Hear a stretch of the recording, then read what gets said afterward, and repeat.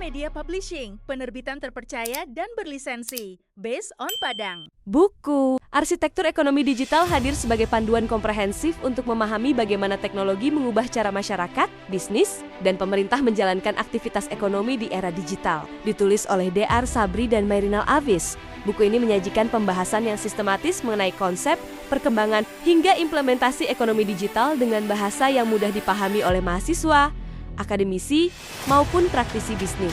Bab pertama, membuka pembahasan dengan menjelaskan pengertian ekonomi digital, sejarah perkembangannya, karakteristik utama, ruang lingkup, serta peran teknologi informasi sebagai fondasi utama dalam membangun ekosistem ekonomi digital.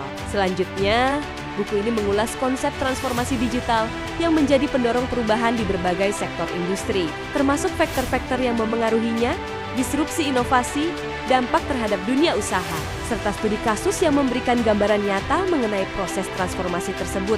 Pembahasan kemudian berlanjut pada model bisnis digital yang menjelaskan berbagai bentuk model bisnis modern, perkembangan platform digital, konsep sharing ekonomi, hingga strategi monetisasi yang menjadi sumber keunggulan kompetitif perusahaan di era digital. Pada bab mengenai e-commerce, pembaca diperkenalkan dengan konsep perdagangan elektronik, jenis-jenis platform, infrastruktur pendukung, sistem logistik digital, serta berbagai peluang dan tantangan yang dihadapi pelaku usaha dalam menjalankan bisnis berbasis internet. Buku ini juga membahas perkembangan fintech dan sistem pembayaran digital yang kini menjadi bagian penting dalam aktivitas ekonomi modern, termasuk berbagai jenis layanan fintech, mekanisme pembayaran digital, peer-to-peer lending, serta risiko dan regulasi yang mengaturnya. Selanjutnya, materi mengenai digital marketing memberikan pemahaman mengenai strategi pemasaran di era digital, pemanfaatan media sosial dan influencer, perilaku konsumen digital, hingga pentingnya menciptakan pengalaman pelanggan atau customer experience yang unggul.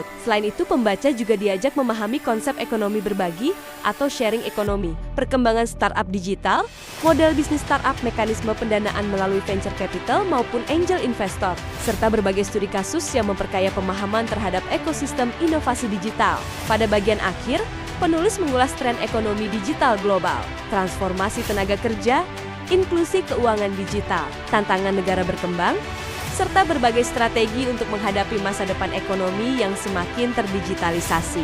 Secara keseluruhan, arsitektur ekonomi digital merupakan referensi yang sangat bermanfaat bagi siapa saja yang ingin memahami transformasi ekonomi di era digital, sekaligus memperluas wawasan mengenai peluang, tantangan, dan strategi menghadapi perkembangan teknologi yang terus bergerak cepat.